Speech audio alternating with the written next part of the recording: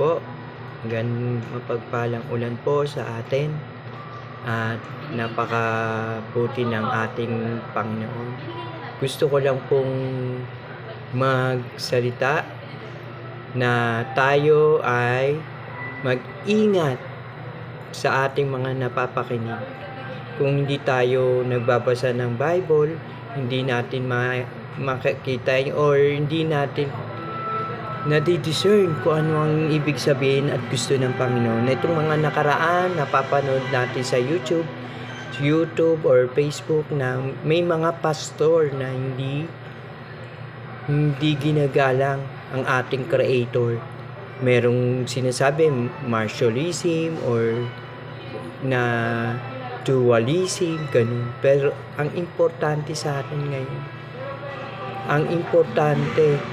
dapat huwag nating kakalimutan ng ating Creator. Ito ay si Yahweh. Napakahirap ba? Kaya ang dyablo ngayon, marami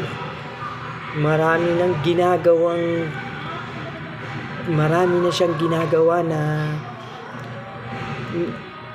busy siya. Lagi niyang inaabsorb ang mga tao na imagine mo, pastor, napasukan ng bad spirit, kung ano-anong sinasabi niya.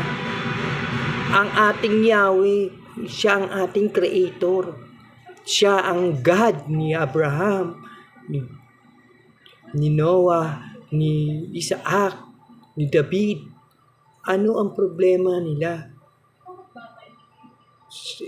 Ang ating Diyos na mapagmahal, ang ating Diyos na ang kamay nakaganon sa atin, hinihintay tayo na tanggapin siya. At dahil sa ating Diyos, tayo ay naligtas. Bakit?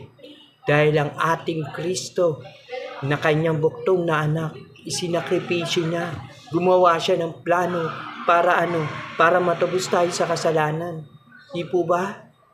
Kaya purihin ang ating Panginoon, ang ating Diyos Ama, ang ating Diyos Anak na si Kristo Jesus, at ang banal na Espiritu na gumagabay sa atin.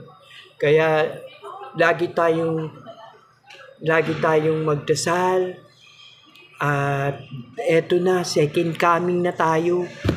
Tanggapin na natin na ang ating Panginoon na si Jesus, na siya ay nagtubos sa ating mga kasalanan.